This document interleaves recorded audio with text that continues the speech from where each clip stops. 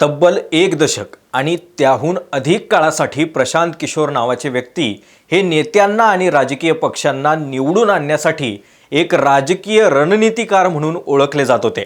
मात्र त्यांची ही ओळख आता पडद्यामागच्या रणनीतिकारापासून लोकनेत्यापर्यंत मोठ्या विजयानं आणि आगळ्या वेगळ्या इतिहासानं लिहिली गेली आहे। याचं कारण म्हणजे तब्बल 31 वर्ष ज्या भाजप पक्षानं बिहारमधील बांकीपूर या विधानसभा मतदारसंघावरती निर्विवादपणे विजय मिळवला आणि आपला गड कायम राखला होता, त्याच मतदारसंघामध्ये प्रशांत किशोर यांनी आता एंट्री मारत जनसुराजच्या विजयाची मुहूर्तमेढ रोवली आहे। महत्त्वाचं म्हणजे काय, त्यांनी आपल्या जीवनातील ही पहिलीच निवडणूक लढवली होती आणि त्यानंतर थेट राजकीय मैदानात उतरत उमेदवार म्हणून त्यांनी इतिहास घडवणारा मोठा विजय मिळवत भाजपचा दारुण पराभव केलाय। एवढंच नाही तर भाजपचे राष्ट्रीय अध्यक्षांच्या बालेकिल्ल्यातच भाजपचा पराभव झाल्यानं ही निवडणूक आता सर्वांच्याच नजरेत आली आहे। मात्र तुम्हाला एक गोष्ट लक्षात आणून द्यायची आहे, ती म्हणजे हा तोच विधानसभा मतदारसंघ आहे जिथे अवघ्या 8 महिन्यांपूर्वी निवडणुका झाल्या होत्या आणि विद्यमान भाजपचे राष्ट्रीय अध्यक्ष असलेले नितीन नवीन हे निवडून आले होते। मात्र भाजपनं त्यांना अचानक राष्ट्रीय अध्यक्ष केलं आणि राज्यसभेची सीट दिली आणि इथे जागा रिक्त झाली। त्यामुळे बांकीपूरमध्ये पोटनिवडणूक झाली आणि प्रशांत किशोर यांचा दणदणीत विजय झाला।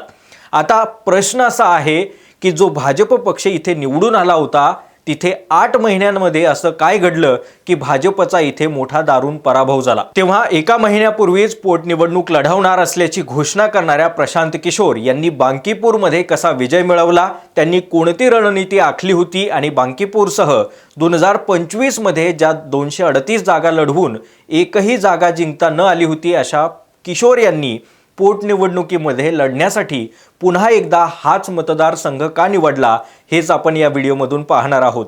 नमस्कार, मी अमोल डोईफोडे आणि आपण पाहताय महाराष्ट्र टाइम्स ऑनलाईन। एका महिन्यापूर्वीच निवडणूक रणनीतिकार आणि जनसुराज पक्षाचे संस्थापक असलेल्या प्रशांत किशोर यांनी पाटण्यातील बांकीपूर विधानसभा पोटनिवडणूक लढवणार अशी घोषणा केली होती। आता निवडणूक अगदी तोंडावर असताना अशी अचानक केलेली घोषणा ही निश्चितपणे तोंडघशी पडल्यासारखं आणि वेडेपणाचं ठरेल असं कुणीही राजकीय जाणकार म्हणेल। कारण निवडणूक लढवणं हा काही पोरखेळ नाहीये। लोकशाहीच्या मैदानामध्ये इथे थेट जनता तुमचा निकाल लावत असते। असं असतानाही प्रशांत किशोर यांनी ते धाडस केलं जेव्हा भाजपचे विद्यमान आमदार नितीन नवीन त्यांच्या पक्षाचे राष्ट्रीय अध्यक्ष झाले आणि त्यानंतर ते राज्यसभेवरती निवडून गेले। त्यानंतर नवीन यांनी आपल्या विधानसभा सदस्यत्वाचा राजीनामा दिला। त्यामुळे बांकीपूरमध्ये पोटनिवडणूक झाली। केवळ एका महिन्यापूर्वीच आपली उमेदवारी घोषित करत असताना प्रशांत किशोर यांनी म्हटलं होतं की जर भाजपनं बांकीपूरची निवडणूक जिंकली तर बिहारची जनता ही भाजपची धोरणं, त्यांचं नेतृत्व आणि सरकारला पाठिंबा देते हे मी मान्य करेन। पण जर भाजपचा इथे पराभव झाला तर सरकारनंही जनतेला त्यांची कार्यपद्धती आणि शासन मान्य नसल्याचं स्वीकारलं पाहिजे असं म्हणत थेट आव्हान दिलं होतं। मात्र बांकीपूरमधूनच लढावं असं किशोर यांना का वाटलं असावं, असा सवाल उपस्थित करणारे काही महत्त्वाचे प्रश्न आहेत। ते म्हणजे नोव्हेंबर 2025 मध्ये जेव्हा बिहारमध्ये विधानसभा निवडणुका झाल्या होत्या त्यामध्ये प्रशांत किशोर यांच्या जनसुराज पक्षानं 243 पैकी 238 जागांवरती उमेदवार दिले होते। मात्र एकही जागा या पक्षाला जिंकून आणता आली नव्हती। मोठ्या सक्रियतेनं निवडणुकीच्या रिंगणात उतरलेल्या प्रशांत किशोर यांच्या पक्षाचा दारुण पराभव झाला। मात्र त्यावेळी प्रशांत किशोर यांनी पक्षाचे संस्थापक म्हणून रणनीती आखली होती। त्यांनी प्रत्यक्ष निवडणूक लढवली नव्हती, तरीही पक्षाला जवळपास 3.4% मतं मिळाली होती। म्हणजेच काय तर भाजप, आरजेडी आणि काँग्रेस व्यतिरिक्त कुठेतरी इथली जनता हे वेगळा ऑप्शन तपासत होते जे त्यांचे प्रश्न आणि मुद्दे सोडवू शकतील। असं असतानाच बिहारमध्ये अनेक घडामोडी झाल्या आणि अशा वेळी जाहीर झालेली पोटनिवडणूक ही केवळ प्रशांत किशोर यांना एखाद्या पक्षाची निवडणूक म्हणून नाही तर जनतेची निवडणूक म्हणून मुद्दा मांडला। बांकीपूर मतदारसंघाची लढत न समजता प्रशांत किशोर यांनी भाजप आणि राष्ट्रीय जनता दल म्हणजेच आरजेडी या दोन्ही पक्षांना पर्याय म्हणून जनसुराज पक्षाला बिहारमध्ये एक गंभीर राजकीय पर्याय म्हणून स्वीकारलं जाईल का याची चाचपणी करणारी रणनीती आखत स्वतःला पुढे आणलं। त्यानंतर पारंपरिक राजकारण्यांप्रमाणे तेच मुद्दे आणि प्रश्नांसह निवडणूक आली की खिरापत वाटणाऱ्या पक्षांप्रमाणे प्रशांत किशोर यांनी निवडणुकीमध्ये राजकारण केलं नाही। त्या उलट प्रचारांमध्ये जय बिहार म्हणत बिहारचा विकास, तरुणांचं शिक्षण, बेरोजगारी, उद्योगधंदे हे मुद्दे समाजासमोर नेले। कारण जनता आता केवळ धर्म, जात आणि एखाद्या विशिष्ट विचारसरणीच्या आधारे मतदान करत नाही। त्यामुळेच डेटा आणि संशोधनावरती आधारित राजकारण करणाऱ्या किशोर यांनी सामाजिक समीकरणांचा अभ्यास करत आपला डाव टाकला। 2025 मध्ये ज्या जनसुराज पक्षाला एकही जागा मिळाली नव्हती, त्याच पक्षाचे किशोर यांनी स्थानिक पातळीवरती काम वाढवलं। केवळ त्यांच्या एकट्याच्या प्रतिमेवरती अवलंबून न राहता तळागाळामध्ये पक्ष विस्तारण्याचा प्रयत्न सुरू केला आणि जनतेला आपल्याकडे आकर्षित केलं। या पोटनिवडणुकीमध्ये भाजपकडून उमेदवारी जाहीर करताना पक्षामध्ये अंतर्गत मतभेद होते का, असाही सवाल उपस्थित करणारी परिस्थिती निर्माण झाली। याचा देखील प्रशांत किशोर यांना चांगलाच फायदा झाला होता। त्यानंतर दिल्लीसह विद्यार्थ्यांच्या मागण्यांसाठी बिहारमधील अनेक जिल्ह्यांमध्ये तरुणांची आंदोलनं झाली। त्यानंतर अयोध्येतील राम मंदिराचा दानचोरीचा प्रश्न असेल, भाजपमधील अंतर्गत मतभेद असतील, नितीश कुमार यांच्यानंतर राज्यामध्ये पक्षाकडे नसलेला चेहरा, पक्ष नेतृत्व आणि मुख्यमंत्री सम्राट चौधरींवरील लोकांचा रोष, ध्रुवीकरण आणि जातीय समीकरणापलीकडे दिलेलं नागरी मुद्द्यांना प्राधान्य, या सर्व मुद्द्यांचा प्रशांत किशोर यांना मोठा फायदा झाला। विशेष म्हणजे काय, त्यांनी ज्या बांकीपूरमध्ये निवडणूक लढवली तिथे 3.79 लाख मतदारांपैकी जवळपास 1/3 मतदार असलेल्या 18 ते 29 वयोगटातील तरुण वर्गांसोबत प्रचारामध्ये थेट संवाद साधला। त्यामुळेच या निवडणुकीत आता जेनझी गेम चेंजर ठरल्याचं दिसतंय। मंडळी, एक गोष्ट समजून घेतली पाहिजे की 3.9 लाख मतदार असलेल्या बांकीपूर मतदारसंघामध्ये बनिया म्हणजेच व्यापारी, इतर मागासवर्गीय असलेले ओबीसी, यादव आणि मुस्लिम मतदारांचं मोठं प्रमाण आहे। गेल्या निवडणुकीमध्ये नितीन नबीन यांना 51,000च्या मताधिक्यानं ते विजयी झाले होते। त्यामुळेच आपला बालेकिल्ला शाबूत राहावा म्हणून नवीन हे प्रचारामध्ये खूप सक्रिय होते। पारंपरिक मतदारसंघ असतानाही सत्ताधारी भाजपकडून डोअर टू डोअर प्रचार करण्यात आला।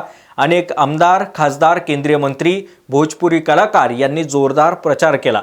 मात्र भाजपचा बालेकिल्ला प्रशांत किशोर यांनी हिसकावला आणि राष्ट्रीय अध्यक्षांच्या मतदारसंघातच भाजप पराभूत झाले। बांकीपूर पोटनिवडणुकीमध्ये प्रशांत किशोर यांना 64,151 मतं मिळाली असून विरोधातील नीरज कुमार यांना 44,827 मतं मिळालीत। त्यांचा 19,324 मतांनी चांगलाच मोठा पराभव झाला। महत्त्वाचं म्हणजे 30 जुलैला केवळ 34.3% एवढं या मतदारसंघासाठी मतदान झालं होतं। एका निवडणुकीच्या माध्यमातून प्रशांत किशोर यांच्यासह त्यांच्या पक्षाचा उदय होत असताना ते एका मुलाखतीत काय म्हणाले होते ते मी तुम्हाला सांगतो। मी एक बिहारमधील मुलगा आहे आणि इथल्या मातीचे माझ्यावरती उपकार आहेत। देवाच्या आणि आईवडिलांच्या आशीर्वादानं काही मिळवलं असेल तर ही माझी जबाबदारी आहे की मी बिहारसाठी काहीतरी करावं। दुसऱ्या राज्यांच्या तुलनेमध्ये हे राज्य आणि इथला समाज जो खूप मागे पडलाय त्यांना पुढे आणण्याचं काम करेल। माझ्याकडे जे काही आहे त्यातून मी प्रयत्न नक्की करत राहणार। यश मिळेल की नाही यावर अनेक जण बोट ठेवतायत, आपली मतं मांडतायत, मात्र प्रयत्न करायला हवा की नाही यावर खरी चर्चा व्हायला हवी। मी नेहमीच म्हणतो की प्रयत्न कुणीही करा, तुम्ही किंवा मी, मग ते आज करा किंवा उद्या करा, कारण इथली परिस्थिती सुधारण्यासाठी तर बाहेरून कुणी येणार नाहीये। बिहारमधीलच एखाद्याला त्यासाठी पुढे येऊन काम करावं लागेल आणि प्रयत्न करावे लागतील। त्यामुळं सर्वांनी प्रयत्नांवरती बोललं गेलं पाहिजे। या प्रयत्नांवरती काय होईल जाईल किंवा यश मिळेल की नाही मिळेल त्याची काळजी मला असायला हवी। कितीही वर्ष लागू द्या, मात्र मला त्याची चिंता नाही। हे शब्द आहेत जनसुराज पक्षाचे संस्थापक प्रशांत किशोर यांचे। मात्र त्यांच्या या अपयशाला आता ब्रेक लागला असून बांकीपूरचा ऐतिहासिक विजयानं त्यांना मोठी ताकद मिळवून दिली आहे। केवळ निवडणूक रणनीतिकार म्हणून नव्हे तर जनतेनं निवडून दिलेला राजकीय नेता म्हणूनही त्यांची आता नवीन ओळख निर्माण झाली आहे। कायम जय बिहारची घोषणा देत बिहारवरती लक्ष ठेवणारे प्रशांत किशोर हे विजयानंतर म्हणालेत की मी केवळ मुख्यमंत्री व्हावं यासाठी मेहनत घेत नाहीये, लढत नाहीये किंवा यासाठीच माझी सगळी ताकद लावतोय असंही नाहीये। कारण याआधी 12 जणांना मुख्यमंत्री करण्यासाठी मी प्रयत्न केलेत, त्यांच्यासाठी खांदा दिलाय, त्यासाठी मेहनत देखील घेतली आहे।